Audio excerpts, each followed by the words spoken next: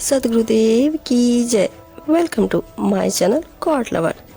इस माया के संसार में खाने और खर्च करने में बड़ा भारी अंतर है। इस संसार में आपको दो तरह के व्यक्ति मिलेंगे। इसमें से एक तो अपने परिश्रम के धन से स्वयं का पोषण करता है तथा परमार्थ में साधु को सादर भेंट कर भोजन खिलाता है, और दूसरा केवल अपने विषय भोगों में खर्च करके उसे धूल में मिला देता है। स्वार्थ से परमार्थ बड़ा है, अतः सेवा, दान, परोपकार आदि सत्कर्मों में खर्च करने से लोक परलोक का सुधार होता है। कबीर साहब जी अपनी साखी में कहते हैं, माया दोय पड़े कार की, जो कोई जाने खाए। माया दोय पड़े कार की, जो कोई जाने खाए। एक मिलावे राम को, एक नरक ले जाए कबीरा, एक नरक ले जाए। कबीर साहब जी कहते हैं, माया दो प्रकार की होती है। यदि कोई इसका सदुपयोग करे तो यह देव संपदा के रूप में, और यदि दुरुपयोग करे तो आसुरी संपदा के रूप में प्रकट होती है। इसमें से एक के द्वारा सत्कर्म होता है तथा जीवन कल्याणकारी बनता है, और दूसरे के द्वारा दुष्कर्म यानी कि काम, क्रोध, हिंसा आदि फलीभूत होते हैं, जो जीवन को नरक में ले जाते हैं। ऊंची डाली प्रेम की, हरिजन बैठा खाए।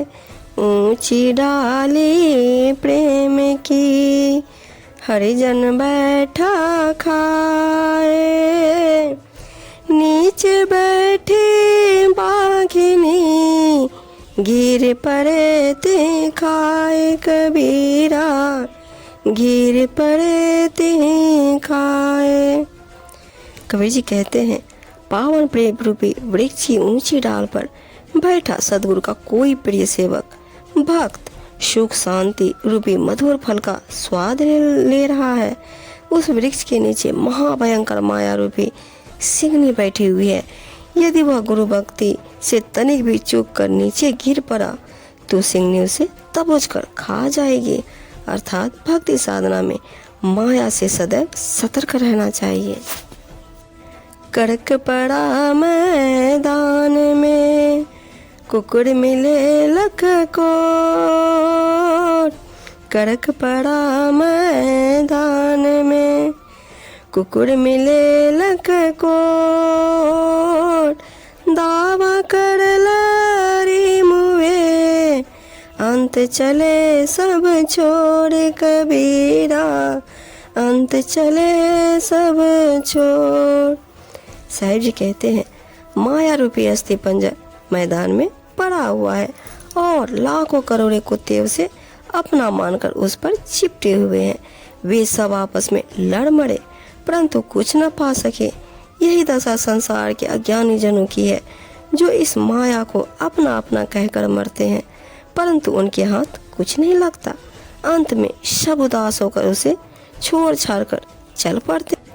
शुक्रित लागे साधु की, बादी भी मुख्य की जाए। शुक्रित लागे साधु की, बादी भी मुख्य की जाए। कह तो तलकारी रहे, कह कोए और खाए कबीरा, कह कोए और खाए। कबीर जी कहते हैं, साधु संतों एवं सेवक भक्तों का धन सदैव परोपकार व हित के सत्कर्मों में ही लगता है, परंतु गुरु से विमुख जनों का धन व्यर्थ में चला जाता है। वह या तो भूमि में करा रह जाता है, या उसे कोई दूसरा ही लूट कर खाता है।